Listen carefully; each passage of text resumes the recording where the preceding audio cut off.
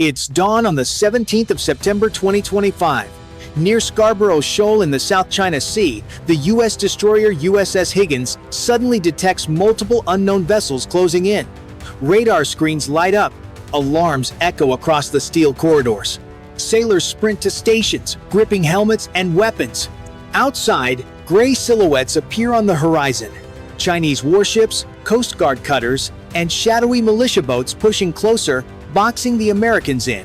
Overhead, Philippine surveillance aircraft circle nervously, their radios alive with chatter. The USS Cincinnati moves into position alongside Higgins, its smaller frame braced against a wall of Chinese ships.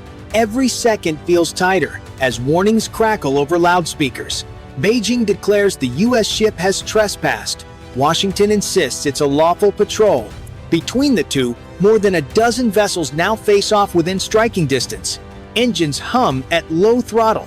Body armor clicks into place. One wrong nudge here and steel will meet steel.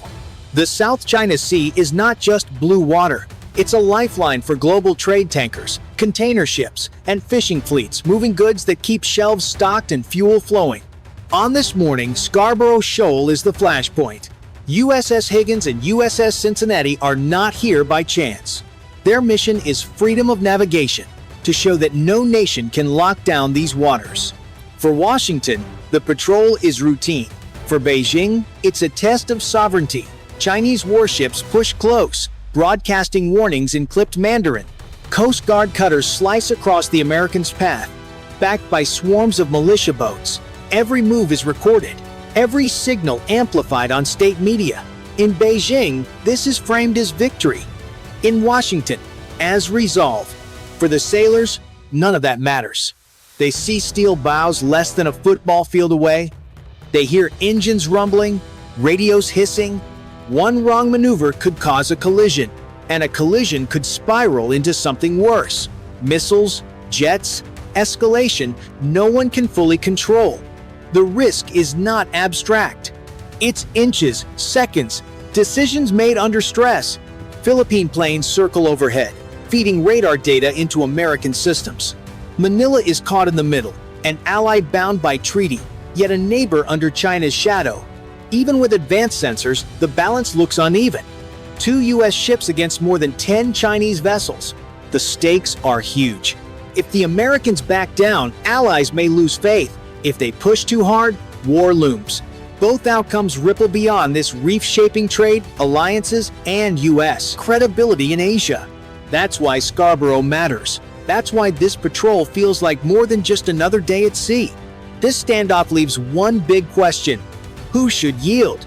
If you believe the U.S. must hold the line, press 1. If you think China has the upper hand, press 9. Let's see where you stand in this clash. 7:15 local time. The tension breaks. On USS Higgins, radar operators call multiple surface tracks shifting speed. Chinese cutters move in pairs, one crossing ahead while another angles to the flank, a box maneuver to trap the target in tight water. Higgins goes to battle stations. SM-2 stay cold by rule, no first shots. Instead, electronic warfare leads. Antennas surge power, jamming Chinese targeting and forcing eyeballs and guesswork. If sensors go blind, collisions are less likely. USS Cincinnati surges into a gap between 2 cutters, blocking the swarm from sealing Higgins in. The LCS water jets bite hard, sliding the trimaran sideways to shoulder a militia boat without contact. Overhead, quadcopters buzz, streaming video to controllers. Higgins' gunners track but hold fire. Spotlights rake the drones to spoil their exposure. At sea level, loudspeakers clash. "You are entering Chinese waters. Leave immediately." The Americans reply, "We are conducting lawful operations in international waters." Scripts repeat, tones harden, steel creeps closer. 5 short blasts from Higgins' horn signal danger under the rules of the road. A militia boat slices across the bow, wake exploding against Higgins' hull. The destroyer answers with a deeper blast and swings a few degrees to open room. 2 more craft surge in, weaving. Higgins fires its water cannon, drenching one hull and forcing it off. Non-lethal, but the line holds. Crash crews stand ready with hoses precaution if sparks fly. Escalation. A Type 54 amperes frigate lights its radar. HHQ 16 cells exposed. Higgins answers by cueing Aegis fire control back a warning that any shot will be met. Cincinnati trains its 57mm gun toward the nearest cutter. C-Ram slews into silent watch. Then a new ploy. A militia boat trails floating line across Cincinnati's path, aiming to foul an intake. The LCS knifes around it, jets reversing to pivot clear, then surges back into the gap. Philippine controllers relay track numbers, helping keep the corridor open. More than a dozen hulls churn the shoal, and every helm order must land clean. From above, the scene is a tightening spiral. White wakes crossing like chalk on slate. Radios crackle with warnings and urgent coordination. Every second stretches thin. One wrong call, and words could become fire. 7:32 local time. The standoff grows heavier. Several Chinese vessels tighten the ring, cutting the water down to narrow channels. Higgins shifts a few degrees, presenting less profile and buying space for defense. Every move is calculated in inches. On the bridge, officers call out bearings. 2 cutters closing. Port side, range 600 yards. The destroyer responds by shifting power to its port, CIWS, the rapid-fire cannon now trained. Cincinnati accelerates, darting between wakes to stop another militia boat from slipping behind Higgins' stern. The smaller ship shudders under sharp turns, but holds its line. Above, Philippine aircraft track the chaos. Controllers feed real-time data into the U.S. network, filling gaps in radar coverage. Their voices mix urgency with caution. Every adjustment must avoid sparking a collision. From their vantage, wakes crisscross like blades. Chinese tactics shift again. Several small boats advance low and fast, using spray-to-mask approach. Higgins' gunners open with warning bursts. Heavy 50 cal tracers arcing bright lines across the sea. 2 boats peel away, but one presses closer. The destroyer fires again, this time forcing it to break off. Non-lethal so far, but each exchange pushes closer to the edge. Then comes the second wave. A cluster of drones streaks low over the water, harder to track than ships. Cincinnati locks its C-Ram system, radar painting the targets. The crew waits, every finger tense. Launch authorization hangs on a knife edge. At the same time, Chinese frigate sensors sweep again, signaling readiness for escalation. The pressure is relentless. For sailors, minutes feel like hours. Sweat drips inside helmets as alarms echo. On every console, screens show red icons inching nearer. Nobody speaks of missiles, but everyone feels the shadow of that word. Still, the U.S. ships hold their ground. They block, maneuver, and counter each probe. Both sides test limits, daring the other to blink first. One mistake, and the clash could ignite the region. Moments like this divide opinion. Should America stand firm, even if risk rises, or step back before sparks fly? If you think they must hold the line, press 1. If you believe China's pressure is breaking through, press 9. Your choice will show how you see this fight. 7:46 local time. Just as the standoff seems locked, a new threat appears. Smaller, faster contacts pop up on radar, hard to track, skimming the surface at high speed. They're not cutters or militia boats. They're unmanned fast craft, likely packed with explosives.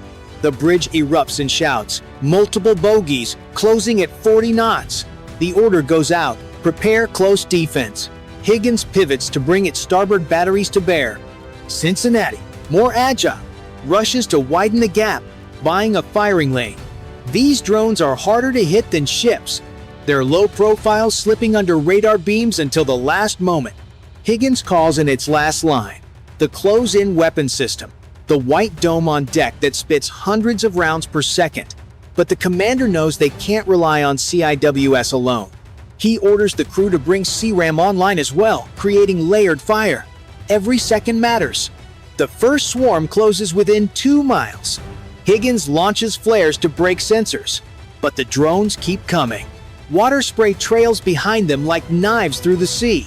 Gunners track through high magnification, thumbs resting on triggers. The ship maneuvers in tight turns, reducing its silhouette, forcing the attackers to adjust course. Cincinnati moves closer, almost side by side, forming a wall. Its 57mm gunfire's warning bursts into the water, sending columns of spray as deterrents. Still, the swarm doesn't slow. If even one makes it through, steel on steel will mean fire and casualties. This is the twist. The fight is no longer ship against ship, but man against machine. The sailors know what's coming is faster, cheaper, and harder to stop. If they fail, the next flash won't just be a warning, it will be the hit nobody survives. 7:58 local time. The swarm is in range. Higgins CIWS roars alive, throwing a river of tracers over the bow. Bright lines rake the sea, smashing one drone then another. Cincinnati's 57mm joins, shells punching white pillars into the onrushing craft. Explosions pepper the surface, spray hanging in the air. But the swarm doesn't break. One drone slips through, skimming fast, closing to half a mile. Alarms howl. Inbound port side. Higgins swings hard to narrow its profile. CIWS rotates, barrels glowing, then fires again. The intruder shatters in a burst of spray, fragments hissing across the waves. Relief lasts seconds. Another wave, 4 drones tight in formation. Cincinnati locks CRAM. Green light, missiles ripple out and tear 2 apart mid-run. Debris falls, but 2 remain. Higgins gunners fire short bursts, tracers walking the water. One drone erupts, the last keeps coming. At 200 yards, it's almost unstoppable. CIWS takes over, deafening bursts tearing the horizon. The drone breaks apart, flaming wreckage tumbling into the sea. The shockwave rattles windows, spray drenches the bow. For a moment, silence, no fresh tracks. The horizon clears, but quiet can be a trap. Damage check. Teams report scorched rails and a dented sensor. Yet propulsion and weapons hold. Helicopters stay lashed down.